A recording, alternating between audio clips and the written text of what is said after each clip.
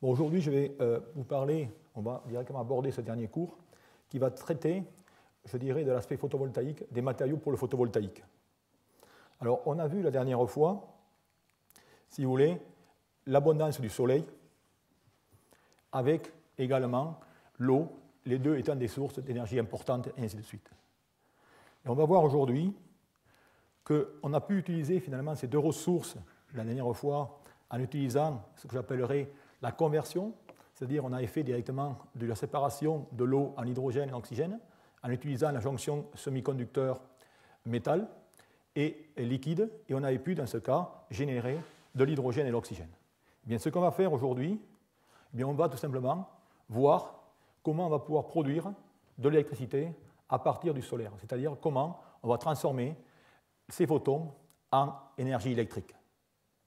Alors bien sûr, il y a plusieurs possibilités de faire cela, et on va voir qu'une des possibilités, et qui est connue depuis longtemps, c'est finalement la filière photovoltaïque. Est-ce que c'est une utopie ou une réalité? Eh bien, l'effet photovoltaïque, comme vous le voyez ici, eh bien, date des années 1839 et a été directement le résultat des travaux d'Antoine César Becquerel. Et peu de temps par la suite, eh bien, il y a également eu des travaux qui ont permis de développer la première voiture, je dirais, électrique, à base d'énergie solaire, dans lequel ici vous aviez 10 640 cellules solaires qui sont placées sur le toit de votre véhicule. Et ça, c'était en 1912. Alors la question est, pourquoi aujourd'hui n'avons-nous pas de cette énergie solaire pour toutes les applications et pour toutes nos voitures électriques? Alors bien sûr, il y a eu des développements conséquents ces 40 dernières années, avec de nouvelles technologies, comme on va voir par la suite, les technologies cristallines liées au silicium, sous sa forme ruban, mono ou multi, comme indiqué ici. Il y a eu les technologies, je dirais, couches minces, les deuxième et troisième générations, qui comprennent, comme on va les voir, les tellurures de cadmium, les CIS, ainsi de suite, mais également des cellules solaires à colorant de Gratzel, et on verra ce que sont ces cellules solaires. Et ensuite, eh bien, la dernière génération, qui sont la génération de cellules organiques, qu'on appelle le photovoltaïque organique. Et on va passer en revue quels sont les problèmes de matériaux qui existent dans toutes ces technologies aujourd'hui. Alors, il y a eu 40 ans de recherche. Ici, je vais vous montrer tout le développement qu'il y a eu. Vous voyez qu'il y a eu une recherche intensive avec différents systèmes où l'on peut voir ici les différentes avancées qu'il y a eu en termes de rendement. On a dans ce cas, par exemple, pu obtenir, on verra comment on peut obtenir 44% dans des hétérostructures, mais tout ça, bien sûr, est à l'échelle du laboratoire. Vous verrez que lorsqu'on va passer, finalement, dans la vie réelle, eh bien, ces rendements vont baisser considérablement. D'où l'exposé que je vais vous montrer aujourd'hui va comprendre différentes parties.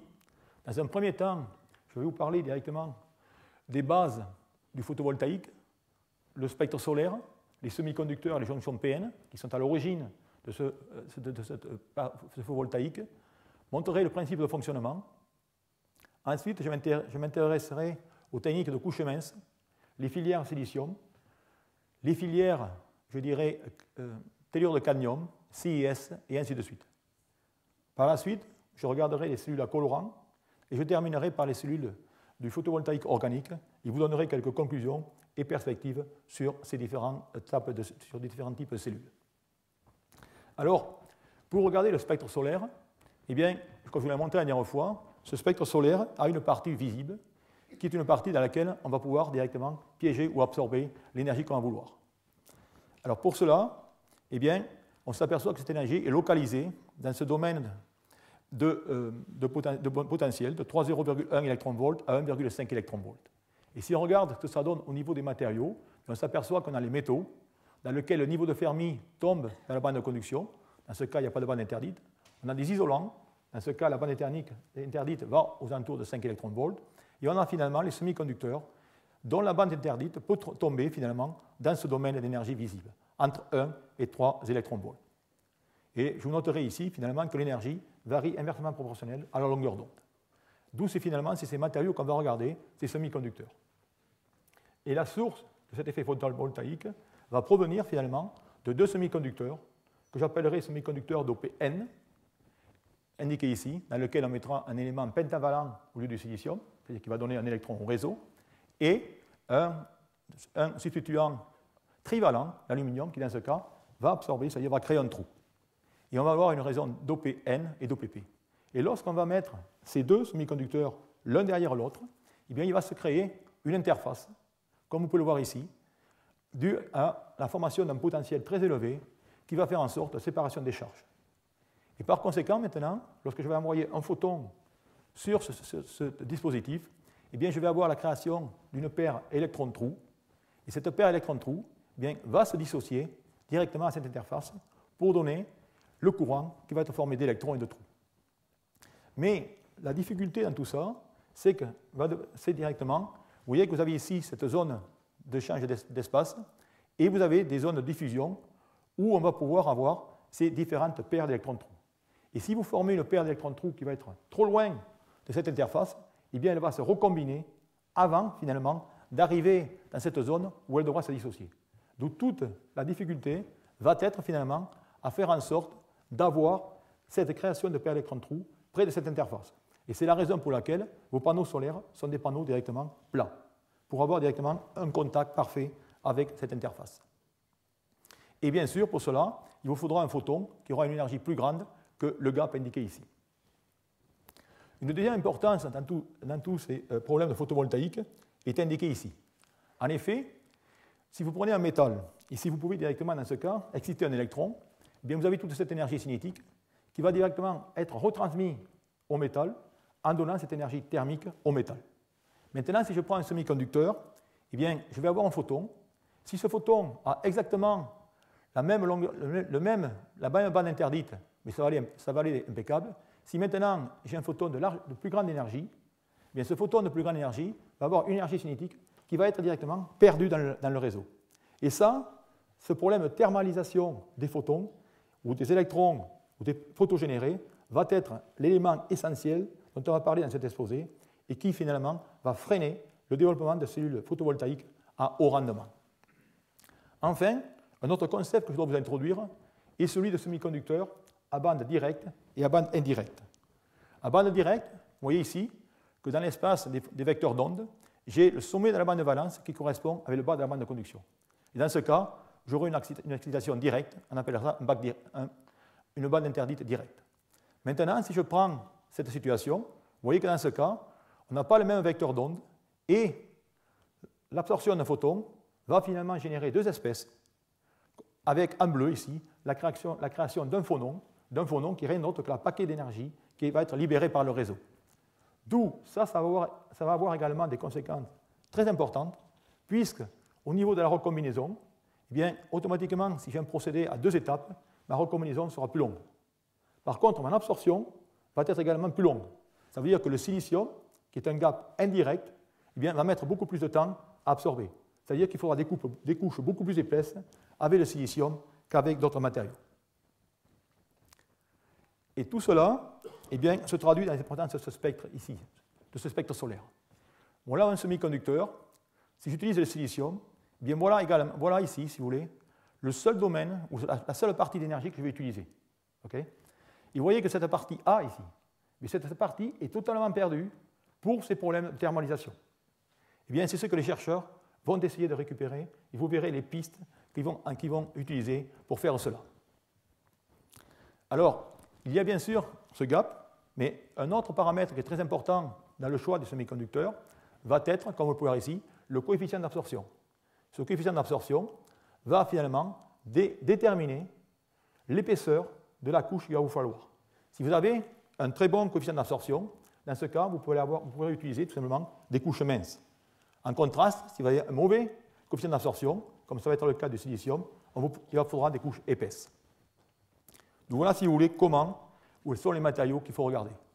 Alors si je regarde maintenant la schématique ou le schématique d'assemblage d'une cellule, eh bien on va dans ce cas avoir un verre conducteur sur lequel on va déposer une partie métallique pour avoir directement un collecteur de courant. Ensuite, on va y mettre notre matériau d'OPP, le matériau d'OPN, avec bien sûr la jonction PN qui va être entre. Ensuite, on mettra une grille conductrice pour récupérer les électrons. Et on terminera par un revêtement anti-reflet pour faire en sorte de perdre peu de réflexion et le contact terminal, qui sera directement le verre. Donc voilà, si vous voulez, comment on peut construire une cellule photovoltaïque. Alors cette cellule photovoltaïque, eh bien, vous avez le schéma ici, elle pourra délivrer sous illumination un courant et ainsi de suite. Alors comment allons-nous caractériser finalement cette cellule photovoltaïque? Eh bien, pour ce faire, vous avez ici l'énergie lumineuse incidente qui est aux alentours de 1000 watts par mètre carré. On va voir directement ce que ça donne dans les caractéristiques de la pile photovoltaïque. Eh bien, sous illumination, on va pouvoir déterminer le courant court-circuit ainsi que directement le potentiel de circuit ouvert. D'où on aura directement cette forme. Mais bien sûr, lorsqu'on va utiliser une cellule photovoltaïque, il va y avoir, comme on a montré dans le cas des appareils électrochimiques, des batteries, ainsi de suite, de nombreuses résistances, ce qui fait qu'on ne saura jamais à cette valeur maximale, et on va utiliser finalement Imax et Vmax. Okay. Donc voilà, si vous voulez, ce qu'on va utiliser.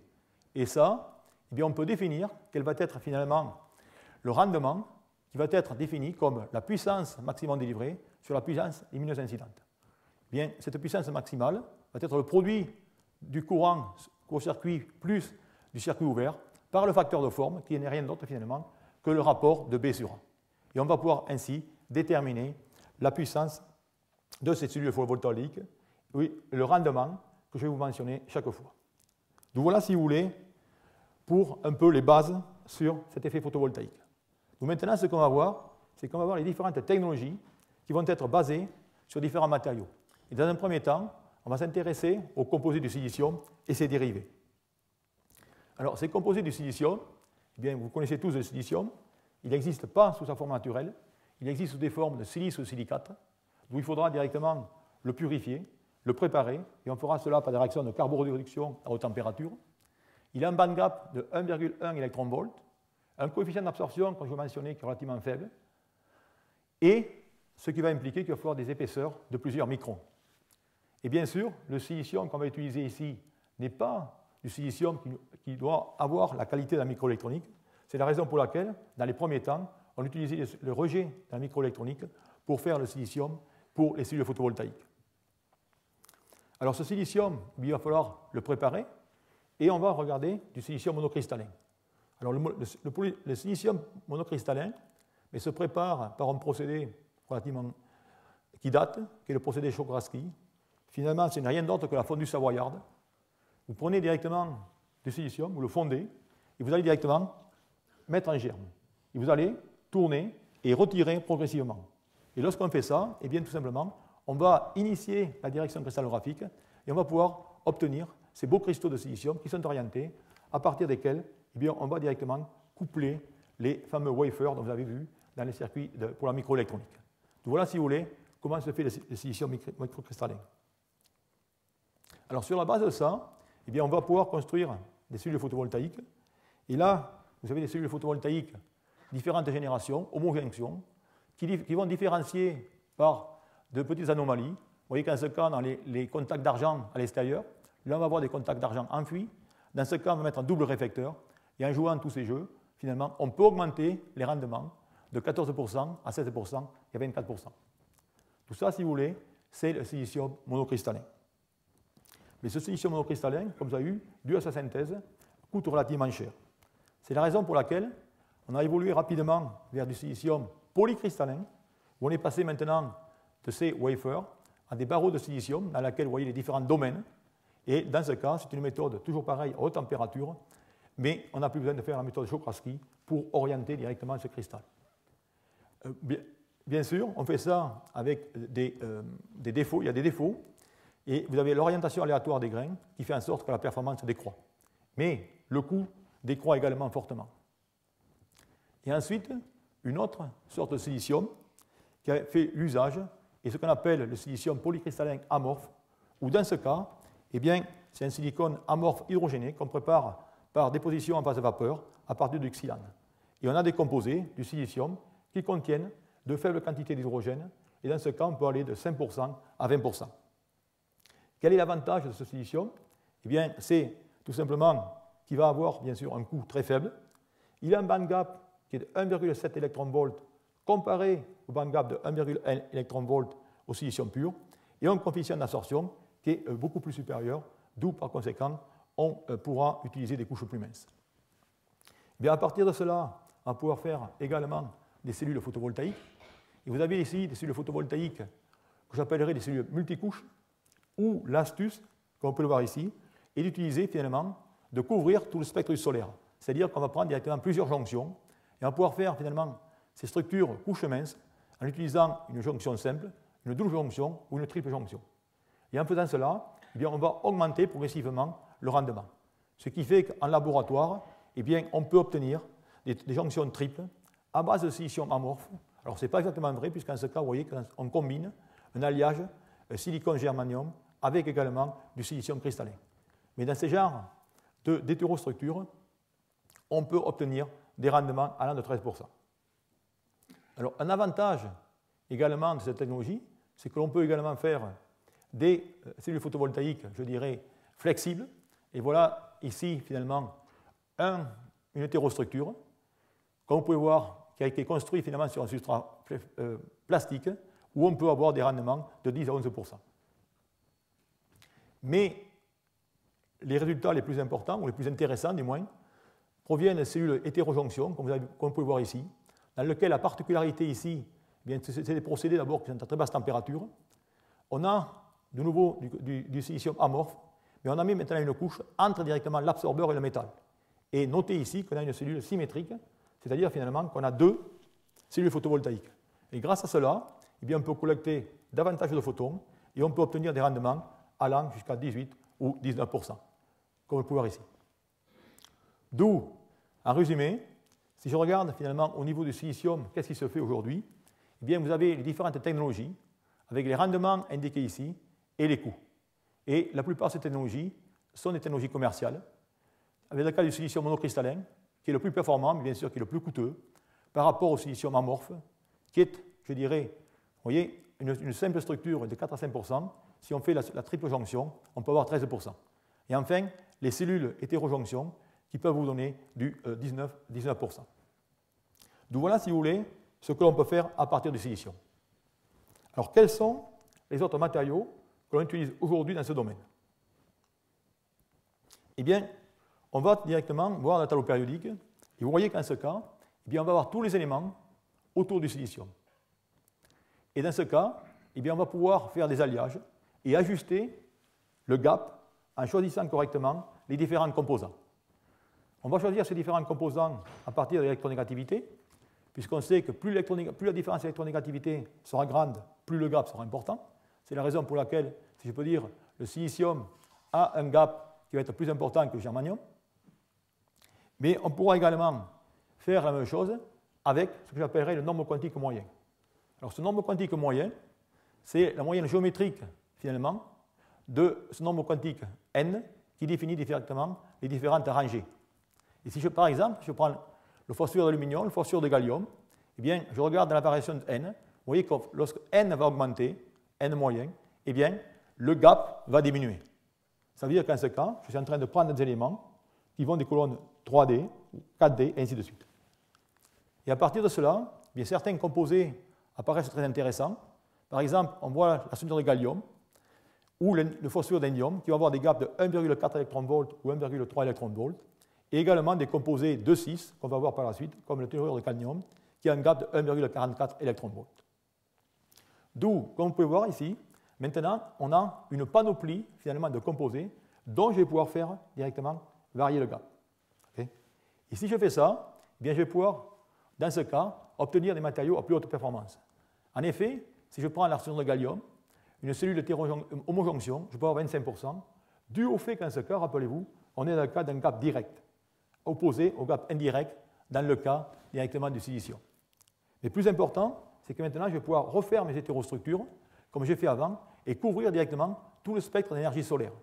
Vous voyez que si je fais ça, voilà ces fameuses hétérostructures, qui sont relativement compliquées, mais qui peuvent vous donner des rendements jusqu'à 41%. Okay.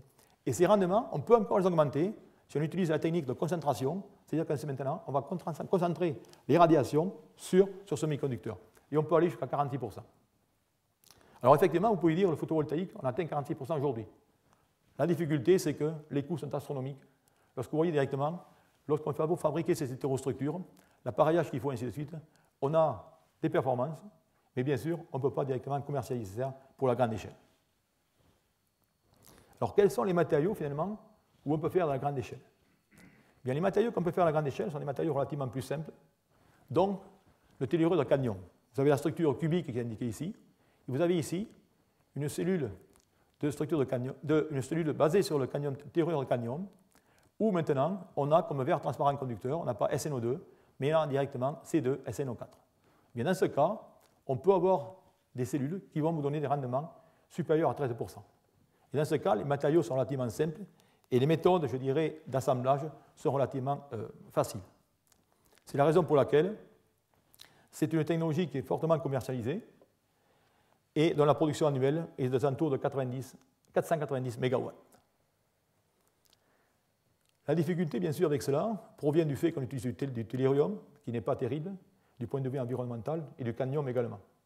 Donc, c'est la raison pour laquelle on va bouger, ou on va se dépasser vers d'autres types de composés, qui sont des composés ternaires, de la famille de la chalcopyrite, CuFS2, ou la famille CIS, dans laquelle il y en a CuINS2, dont on a une structure tétragonale, dont dans ce cas, les atomes d'indium, les atomes de cuivre occupent, je dirais, les sites interstices du réseau sélénium, et le sélénium a une coordinance 4. Bien, de nombreux composés existent dans cette famille. Comme on peut le voir ici, on peut faire des substitutions avec le gallium, et on peut remplacer le sélénium par le soufre. Et si on fait cela, bien, on va directement avoir ces diagrammes. Et vous voyez dans ce cas que si je remplace directement le soufre ou le sélénium par le soufre, je vais remplacer par un élément d'électronégativité différente, d'où je vais augmenter le gap. De la même façon, si je remplace de l'indium par le gallium, eh bien, je vais augmenter le gap. D'où vous voyez qu'ici, eh bien, j'ai également une panoplie de composés que je peux obtenir avec des gaps différents et en changeant de nouveau soit le cation, soit l'anion. Et dans ce cas, bien, on a des semi-conducteurs de type P. On a également des bandes gaps directs et avec des coefficients d'absorption élevés. Eh bien, sur ce procédé, eh bien, on peut construire ces fameuses cellules CIS-CDS dont l'empilement se rapproche fortement de ce que je vous ai montré jusqu'à maintenant, et on peut avoir des rendements de 12%. Bien, cela est développé ici. Vous voyez directement la section transversale d'une cellule. Vous voyez directement les différents matériaux et les différentes couches. Bien, cette technologie a été développée en collaboration avec EDF. Il y a une compagnie dans le sud de la France, qui est du côté de Rousset, qui s'appelle directement Nexis, qui développe directement cette technologie. Et ça, c'est une technologie qui a un grand potentiel au niveau rendement et ainsi de suite.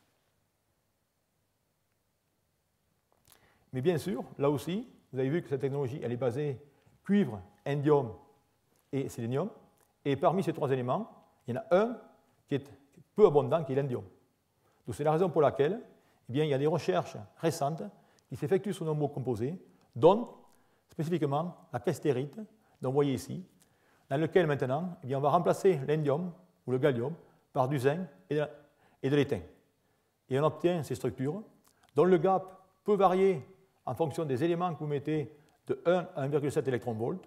On a là aussi des semi-conducteurs de type P avec des coefficients d'absorption élevés. Et ça, eh bien, c'est tout simplement, ça peut être produit à la grande échelle, car c'est sur la base de matériaux abondants. Et en effet, si on regarde maintenant les performances de cette technologie, qui est relativement récente, eh bien, on s'aperçoit finalement qu'il y a des grands progrès, puisqu'on est aujourd'hui à 12%, et théoriquement, on devrait pouvoir obtenir 20% avec une meilleure connaissance et une meilleure maîtrise des matériaux, car ces matériaux sont récents et on ne comprend pas directement les différentes phases qui nucléent ou qui croîtent directement durant la fabrication de ces matériaux, et également du procédé d'élaboration. D'où ces phases, définitivement, constituent, je dirais, un espoir important pour la fabrication de cellules photovoltaïques à relativement faible coût, mais il y a encore pas mal de recherches qui doivent être effectuées dans ce domaine. Alors maintenant, eh bien, on va directement regarder ce qui se passe lorsqu'on va passer à des matériaux à l'échelle nanométrique. En effet, dans la plupart des exposés que je vous ai donnés, je vous ai montré qu'il y avait toujours des changements de propriétés lorsqu'on passe à l'échelle nanométrique. C'est-à-dire les niveaux d'énergie dans une particule et les interactions avec ces niveaux d'énergie, avec les photons, vont changer lorsqu'on va passer à l'échelle nanométrique. Et par exemple, lorsqu'on passe par exemple du massif, dans ce cas, c'est-à-dire du 3D à du 2D à du 1D, ainsi de suite, vous voyez qu'en ce cas, on peut passer de massif à des composés lamellaires, à des fibres, ou alors directement à ce que j'appellerais une boîte quantique. Et la boîte quantique, finalement, ce n'est rien d'autre qu'en ce cas, si vous regardez les niveaux d'énergie, vous avez une discrétisation des niveaux d'énergie, et vous voyez qu'en ce cas, dans la boîte quantique, vous avez des niveaux discrets. Ça veut dire qu'en ce cas, cette boîte quantique est presque un atome artificiel. Et on peut voir que si maintenant on change la dimensionnalité, eh bien on va pouvoir jouer également sur la bande interdite ou sur le bandgap de ces matériaux. Et en effet, si on regarde des exemples, je prends les composés dont je mentionnais auparavant, l'arsenure de gallium. Vous voyez qu'en ce cas, eh bien, en réduisant la taille des particules, eh bien, je peux augmenter le gap et par plusieurs ordres d'amplitude, c'est-à-dire de 1 à 2 électronvolts. C'est-à-dire qu'on peut, en jouant sur l'effet de taille, changer le gap de façon plus importante qu'en jouant sur la substitution. Et ce que l'on peut voir également ici, dans le cas du silicium et dans le cas du germanium. D'où, bien sûr, ça va vous donner des propriétés optiques totalement différentes. Et ces propriétés optiques différentes, on va pouvoir les observer par des mesures quantiques, par des mesures de couleur. Si je regarde maintenant, tout simplement, des particules de CDSE, eh bien, qui sont directement dans ce cas, des boîtes quantiques, vous voyez qu'en ce cas, si je change la taille, je vais tout simplement changer directement la couleur de ces solutions parce que je change le spectre optique. Et vous voyez que lorsque je passe de particules de 3,7 nanomètres à des particules de 2,3 nanomètres, vous voyez qu'en ce cas, mon absorption va se déplacer, dans ce cas, vers de plus faibles longueurs d'onde, ça veut dire de plus hautes énergies, et on augmente le gap par 1 à 2 électronvolts.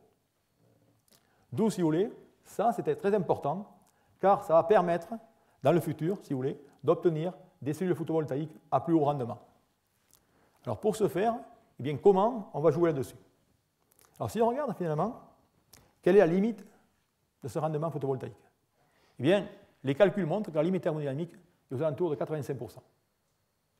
Au jour d'aujourd'hui, en jouant sur les combinaisons d'hétérostructures, je vous ai montré, on peut arriver à 45%. Et effectivement, c'est ce qu'on peut faire en faisant ces multijonctions. Et la question qui se pose, c'est comment passer de ces 45 à ces 85%? Eh bien, la difficulté essentielle pour cela, c'est cette fameuse thermalisation. C'est-à-dire que toute l'énergie que l'on perd de ces photons qui ont une énergie supérieure à la bande interdite. Et c'est ces photons qu'il va falloir essayer de récupérer. Eh bien, il y a un grand espoir de nombreux papiers théoriques, comment, à partir de ces boîtes quantiques, on va pouvoir récupérer finalement cette énergie. Alors la première qui a été proposée dans ces nouveaux concepts, c'est la récupération, ce que j'appellerais par up-down conversion de photons. Ça veut dire qu'en ce cas, eh bien, je vais avoir un photon de large énergie qui va arriver, et je vais essayer de faire en sorte, comme si j'avais un modificateur de courant, de le transformer avec un matériau qui va absorber ce photon et qui va me générer 2 photons d'énergie identique au gap. D'où on va faire ces sortes de conversions, et ça on peut le faire à partir directement de boîtes quantiques. On va également essayer de récupérer ça par directement des générations d'excitons et faire en sorte de réintégrer ça dans notre système. Et finalement, on va essayer tout simplement de réduire la vitesse de ces porteurs photogénérés par, de nouveau, des matériaux différents à l'étape de la boîte quantique. Et dans ce dernier cas, si vous voulez, on va marier finalement le photovoltaïque avec les matériaux, le phonon du réseau, et ainsi de suite. Donc voilà, si vous voulez, ces 3 approches aujourd'hui qui sont poursuivies pour essayer d'atteindre ces 80%. Et bien sûr, les calculs théoriques donnent de grands espoirs à 60%. Aucune, je dirais, de ces approches a été vérifiée expérimentalement. On sait que les semi-conducteurs peuvent le faire, mais on n'a pas encore vérifié. Donc voilà, si vous voulez, où est-ce qu'on en est sur cette photovoltaïque inorganique. Alors, pour résumer un peu ces différents matériaux ou ces différents systèmes, eh bien maintenant, si je regarde parmi tous les systèmes dont je vous ai montré, il y avait 4 systèmes, quelle est finalement leur intégration dans le marché?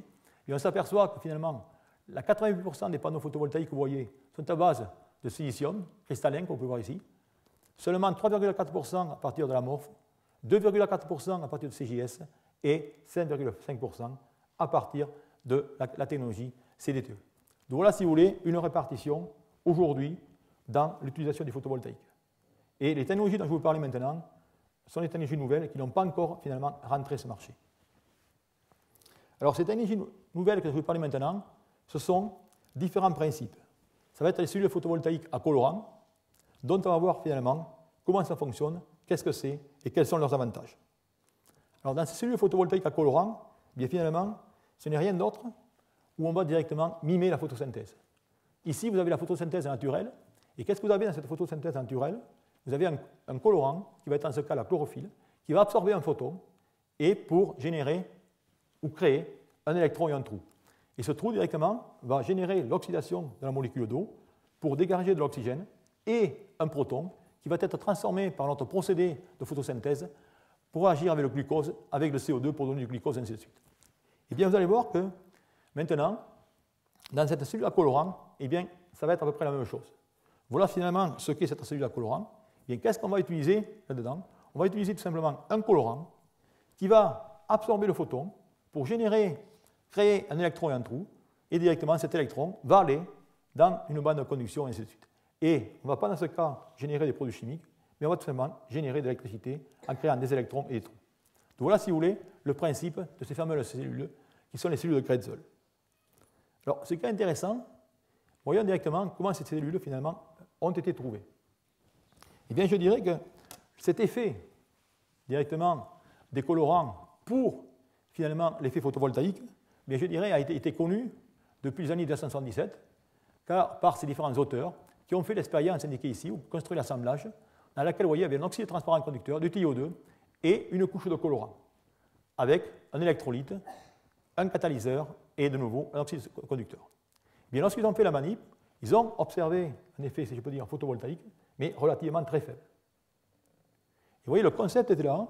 Vous allez voir finalement comment la manipulation du matériau a permis finalement de révolutionner ce domaine. Et c'est en 1991, Grätzel, qui a découvert que si maintenant il prenait du TiO2 prédivisé, nano-architecturé, et dans lequel il pouvait maintenant introduire son colorant et bien le répartir sur toutes les particules, eh bien il pouvait directement obtenir une conversion qui était 1000 fois supérieure. Et voilà, si vous voulez, cette fameuse cellule de Grätzel, dont le principe est l'utilisation d'un électrode de TiO2 fortement divisé, sur lequel il peut absorber de larges quantités de colorant. Et c'est ainsi qu'est apparue la cellule de Grätzel, dont le principe de fonctionnement est indiqué ici. Alors, qu'est-ce que vous avez ici? Regardez, vous avez l'électrode de TiO2, dont je vous ai parlé. Okay. Vous avez comme contre-électrode du platine. Bon, c'est cher, mais on peut également mettre du carbone, ça marchera aussi bien, ou tout à fait, presque aussi bien. Et qu'est-ce qui se passe? Eh bien, lorsque directement la lumière va arriver, on va créer directement une paire électron-trou, c'est-à-dire qu'on va oxyder la molécule. Et l'électron, première étape, on va avoir oxydation de la molécule. Ensuite, l'électron, la deuxième étape, va être transféré au TiO2. Pour ensuite, on va avoir directement la réduction du colorant oxydé, avec un troisième électron qui va venir remplir ici. Et finalement, on va avoir le circuit qui va se fermer par, dans ce cas, les charges qui vont réduire de nouveau l'espèce I-. Ce qui fait qu'on a un transfert d'électrons, d'électrodes positifs à électrons négatifs, et on a la, bien sûr, libération d'un courant. Donc voilà, si vous voulez, le principe de cette cellule de Grätzel. Alors, comment elle se construit? Eh bien, on va prendre maintenant un verre sur lequel on va mettre cet oxyde semi-conducteur, rappelez-vous, nano-architecturé, qu'on va imprégner avec le colorant, ce qu'on appellerait le sensibilisateur, qui est finalement rappelé la chlorophylle dans les plantes. Ensuite, on va y mettre dessus l'électrolyte, qui est une solution de I3-, I-, qui va être le médiateur. Et ensuite, on va avoir bien sûr le contact électrique qui va être un verre transparent conducteur ou alors une fine couche de platine, et finalement le verre. Vous voyez qu'en ce cas, je vais avoir du verre des deux côtés. D'où, voilà directement comment se fait cette cellule Grätzel. Et l'avantage de cette cellule, comparé à celle de silicium, c'est que vous utilisez un colorant. Et ce colorant, vous allez avoir différentes couleurs. Ce qui fait que vous pouvez avoir finalement des cellules, si je peux dire, artistiques pour le design. Et on verra ensuite à quoi ça sert. Donc voilà, si vous voulez, comment les fabriquer. Maintenant, quelles sont les recherches dans ce domaine et quelles sont les performances? Bien, les recherches dans ce domaine, ça va être toujours pareil. On va directement travailler sur, finalement, cet électrode TiO2, si je peux dire. Excusez-moi. Cet électrode TiO2, où on va essayer de jouer sur la morphologie de façon à faire en sorte qu'on récupère les charges. Et on va passer directement de structures, finalement, dans ce cas, on a des billes, à des structures, finalement, de whisker. On va également travailler au niveau des colorants pour avoir des meilleures efficacités, des meilleurs potentiels, et ainsi de suite. Qu'est-ce qui se passe? Eh bien, aujourd'hui, il y a des recherches, je dirais, gigantesques au niveau de ce colorant. Il y a toute une famille de colorants dans lesquels on a je dirais, des complexes avec des éléments relativement coûteux comme le ruthénium et autres. On a également des colorants directement organiques et d'autres types de colorants. Et aujourd'hui, il y a des recherches sur lesquelles on essaie de préparer des composés métal organiques dans lesquels on remplace finalement le ruthénium par des métaux 3D comme le cobalt ou alors le fer, et ainsi de suite. Donc voilà, si vous voulez, comment on essaie d'améliorer ces systèmes. Une autre façon de l'améliorer est, comme je vous ai déjà montré dans le cas du silicium, où on va essayer directement de prendre avantage de toute la partie du solaire. Et dans ce cas, on va utiliser différents colorants. Dans ce cas, eh bien, on va utiliser directement cette molécule de couleur, je dirais, orange qui va absorber dans le bleu et le vert. Et dans ce cas, on va utiliser cette molécule qui est directement à la propriété panchromique, dans laquelle absorbe sur tout le spectre. Et vous voyez qu'elle exporte beaucoup moins dans le bleu et le vert. C'est la raison, on va coupler finalement ces deux colorants pour couvrir au maximum ce spectre d'énergie solaire et obtenir finalement un rendement de 9,5%. Mais enfin, le résultat, je dirais, le plus impressionnant et tout récent est venu, encore une fois, vous allez voir l'histoire, c'est assez intéressant, toujours pareil. C'est un groupe de Japonais qui ont finalement trouvé qu'un composé, qui est un composé inorganique, qui est un pérovskite, qui pouvait directement absorber ce pérovskite à la surface de TiO2 comme votre colorant. Et dans ce cas, eh bien, ils ont montré que ces composés eh bien, avaient un effet photovoltaïque. Ils ont pu obtenir, je dirais, des rendements de 5 à 6%. Et vous allez voir une fois de plus, en prenant le même concept, mais en changeant tout simplement, je dirais, la formulation et la nano-architecture de l'électrode, ce qui peut se passer. Eh bien, c'est les travaux du groupe Grätzel, une fois de plus, qui a utilisé sa connaissance sur le TiO2 divisé, et qui, dans ce cas, eh bien, a exactement utilisé le même matériau, mais la façon de le fabriquer est différente. Il a utilisé un procédé à deux synthèses. Dans un premier temps, il prend PBI2 qui va dissoudre dans N-méthylformamide, c'est-à-dire qu'il va imprégner son TiO2 de ce composé, et ensuite il va faire une réaction in situ avec ce composé à l'intérieur. Il va obtenir dans ce cas une répartition homogène de la phase pérovskite autour de ces particules. Et bingo, lorsqu'il a fait cela, il a obtenu le record, qui est un record de 15%. Aujourd'hui, c'est le chiffre, le rendement le plus haut qui a été obtenu dans les cellules à colorant, comme indiqué ici. Donc voilà, si vous voulez, comment, une fois de plus, la recherche montre l'importance de l'idée, mais également de la mise en forme. Alors finalement, quels sont les avantages de ces cellules à colorant? Bien, ces avantages de ces cellules à colorant peuvent se voir sur ce transparent. Ou ce que je représente ici, c'est la comparaison entre le silicium cristallin, le silicium amorphe et les fameuses cellules à colorant en violet. Et comme vous pouvez voir ici, dans le cas d'une radiation normale, c'est-à-dire jour illuminé, vous pouvez voir ici que définitivement, c'est la cellule de silicium qui est la meilleure. Maintenant, si je change l'angle de la lumière, on s'aperçoit que les cellules à colorant eh bien, sont plus performantes. Et enfin, si j'utilise maintenant une lumière artificielle, eh bien, c'est là que les cellules à colorant sont les plus performantes. Pourquoi? Parce que dans ce cas, on utilise tout simplement des cellules dont il y a deux verres, c'est-à-dire qu'en ce cas, elles peuvent absorber selon différents angles, et le procédé par lequel je vais créer mon paire directement électron-trou et directement s'adapte, ou le colorant s'adapte relativement bien à cette lumière artificielle.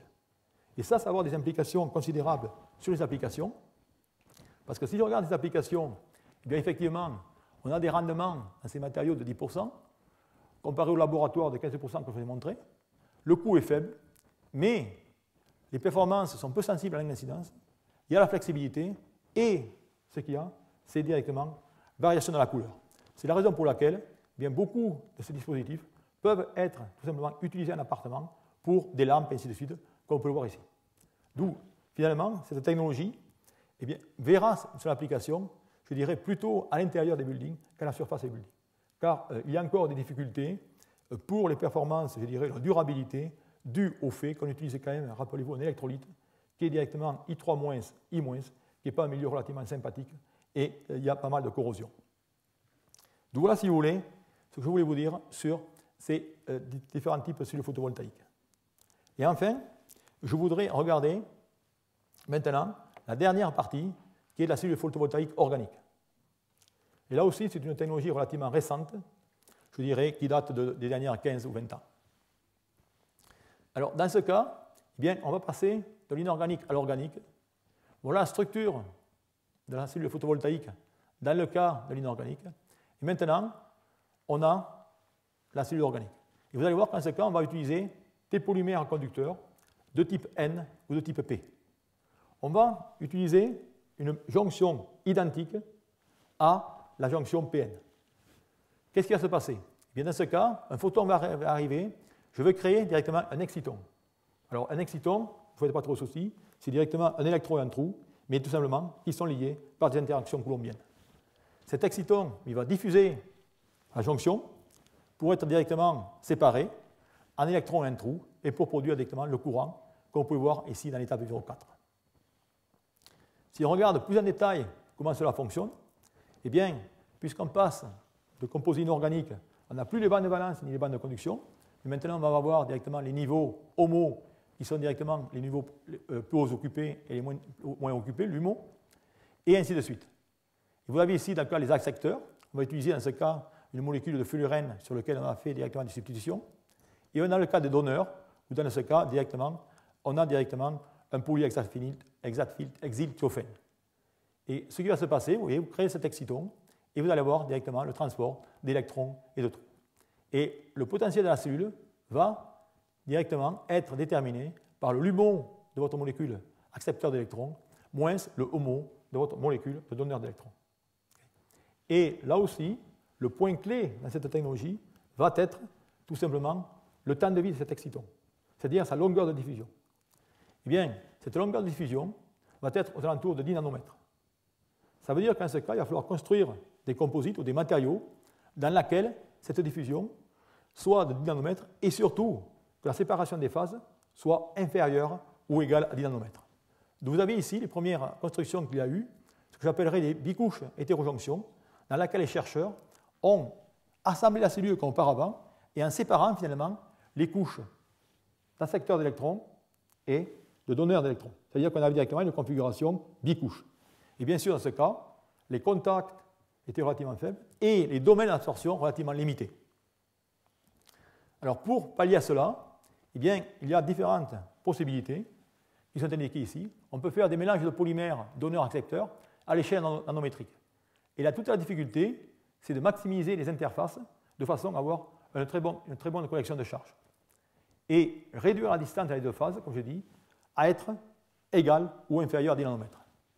Et enfin, ce qu'il faut faire, c'est ajuster également les collecteurs de courant pour qu'on puisse séparer les électrons et trous et avoir dans ce cas des collecteurs de courant dont la fonction de travail est alignée finalement à l'HUMO du groupe accepteur. Dans ce cas, on utilisera l'aluminium. Ou alors, généralement pour les donneurs, on utilisera directement de l'ITO comme directement collecteur de courant. Donc voilà, si vous voulez, les types de matériaux qu'on va utiliser. Alors, qu'est-ce que ça donne en réalité? En réalité, c'est des procédés de fabrication comme indiqué ici. Vous voyez, on va avoir une cellule dans laquelle on va avoir une électrode métallique comme le collecteur de courant. Et ensuite, on va avoir cette composite qui va contenir les deux polymères, accepteurs et donneurs, mais mélangés à l'échelle nanométrique, et que l'on veut, pour avoir le meilleur des rendements, que la séparation ne soit pas plus importante que 10 nanomètres. Et ça, c'est vraiment la difficulté.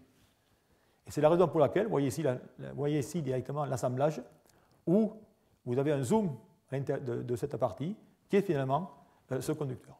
Et bien sûr, vous avez ici un conducteur transparent, qui est pilote PSS, qui va dans ce cas être ici pour assurer le bon transfert d'électrons et la bonne collection de charges. Et de telles cellules, si vous voulez, ont fonctionné et fonctionnent avec un taux de 5,5%. Et là, si vous voulez, on n'arrive pas à décoller trop au niveau de ces rendements. Alors, qu'est-ce qui se fait au niveau recherche? Bien, au niveau recherche, il y a beaucoup de calculs théoriques qui se font, où on peut effectivement, sachant que finalement le potentiel de ces cellules dépend de la position des niveaux LUMO et du niveau HOMO, on peut déterminer finalement quels vont être finalement les rendements. Et on peut arriver à des rendements de 9 à 10%. Et bien sûr, en chimie organique, on a toute une grande variété de matériaux qui existent, et on a très grande chance de trouver des composés ayant ces niveaux au bon endroit.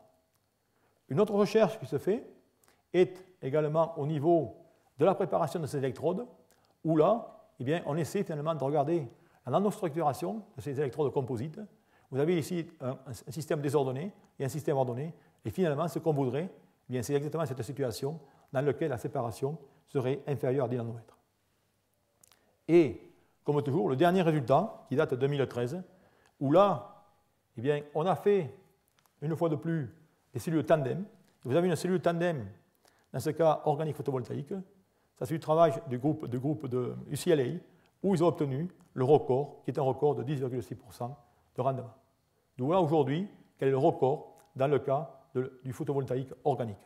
Et cela est dû à une cellule tandem, et en toute honnêteté aussi, à une modification également de ce matériau actif photovoltaïque.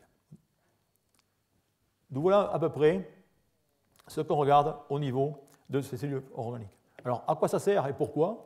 L'avantage de travailler avec ces polymères conducteurs, c'est qu'on va pouvoir, dans ce cas, préparer des matériaux ou des cellules photovoltaïques flexibles.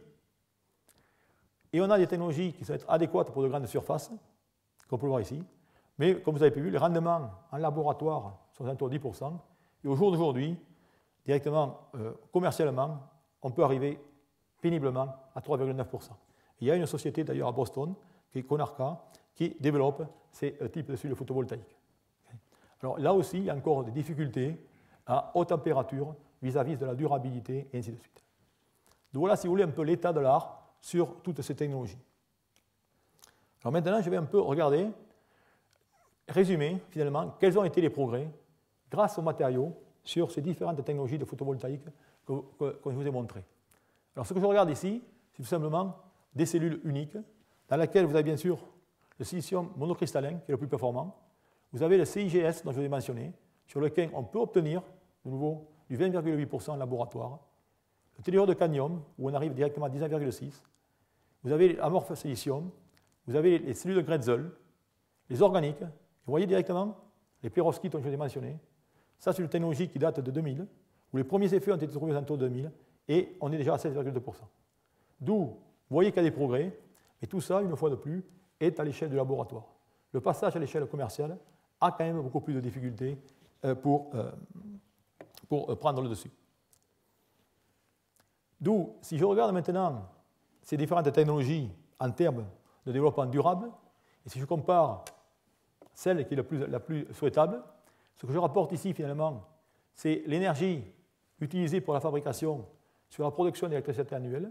Et vous voyez qu'en ce cas, eh bien, c'est effectivement les cellules à colorant qui sont, je dirais, les plus attractives au niveau environnemental.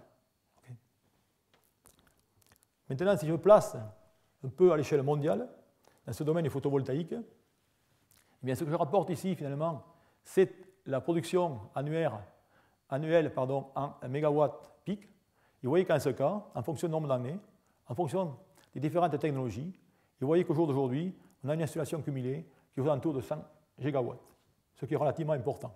Mais cumulé, c'est-à-dire que si on regarde finalement dans la consommation ou le stockage mondial, ça représente aux alentours de 5%, pas plus. Et dans ce cas, vous voyez que les technologies qui sont les prédominantes sont les technologies du silicium avec les autres technologies inorganiques. Vous ne voyez pas encore apparaître ici ces fameuses technologies à colorant ou organiques sur cette carte. Maintenant, si je regarde un peu, finalement, en fonction des différents pays dans le monde, je regarde au niveau mondial. Et au niveau mondial, c'est la Chine à l'heure actuelle qui fournit le plus directement de cellules photovoltaïques, comme indiqué ici.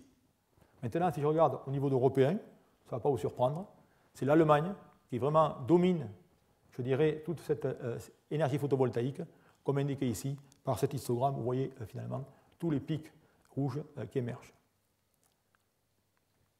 Enfin, si je regarde, je crois, le plus important de tout, c'est quel est le coût de l'énergie photovoltaïque et comment celui-ci va évoluer. Eh bien, vous avez ici, finalement, l'évolution de l'énergie photovoltaïque. Vous voyez qu'en ce cas, on décroît continuellement, dû à l'effet de volume, dû au niveau des matériaux, dû à l'amélioration des technologies. Et voilà ici, directement, le coût de l'électricité. Et on s'aperçoit que, théoriquement, dans, je dirais, 4 ou 5 ans, on devrait être à coût égal entre le photovoltaïque et directement le prix de l'électricité que vous payez au réseau. Et ce graphe, si vous voulez, n'est pas unique, puisque si je prends directement d'autres sources, bien vous voyez qu'on arrive ici à la même chose, où dans ce cas, on trace le coût du nucléaire, on s'aperçoit finalement qu'en 2020, il va y avoir finalement un, si je peux dire, un crossover, c'est-à-dire un point où finalement ces énergies seront égales, où ce coût d'électricité sera égal. Donc par conséquent, on peut dire que dans 5 ou 10 ans, eh bien, l'énergie du photovoltaïque sera, je dis, quasiment au prix d'électricité que l'on peut aujourd'hui. D'où, pour résumer tout ça, eh bien, peut-être un scénario dans le futur eh bien, sera le couplage des batteries, du voiture électrique et des photovoltaïques. Ici, vous avez un exemple de ce couplage dans lequel certaines PME aujourd'hui eh vous assurent 20 000 km par voiture par an d'autonomie sans énergie nucléaire.